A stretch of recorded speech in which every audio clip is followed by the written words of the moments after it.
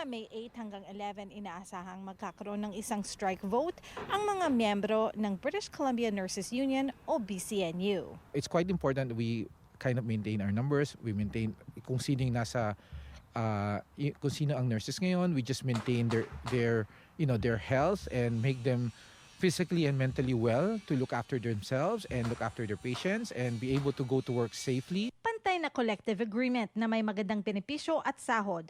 Ito ang hinihingi ng libo-libong nurses sa British Columbia mula sa kanilang employer. About our benefits not changing, a wage increase which is equitable across, na kung ano yung binigay nila sa iba is the same as what we were asking for.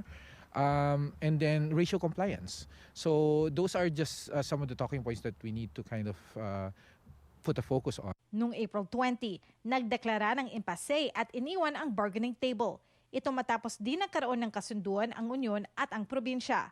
Isa sa mga panawagan ng union members, panatilihin ang estado ng kanilang mga benepisyo. Some of the big things that we actually use our benefits for are massages, and these are things that help us maintain our health and make us stress-free so that we can do our work properly. Isa pang hiling ng mga miyembro, irespeto ang nurse-to-patient ratio. Studies have shown if you have the right nurse-patient ratio, you can deliver safe patient care.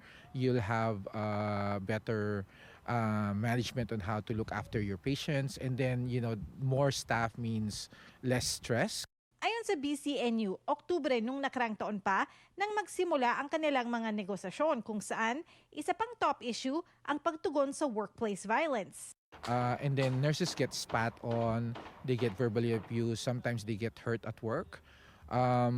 So those are a lot of issues that are mostly mental health sourced, and it overflows in the hospital kasi wala tayong what do you call this, places where we can place these patients, and they end up being in the regular hospital beds. Sa pahayag ng Health Employers Association of British Columbia o HEABC, sinabing bukas pa rin sila para tugunan ang mga importanteng issue.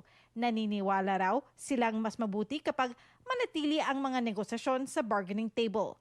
Ayon naman kay Villamente, handa na ang mga nurse na bumoto pabor para sa isang strike kapag hindi sapat ang kanilang kontrata. Hopefully, when that gets implemented, it will get better for patients and for staff itself too.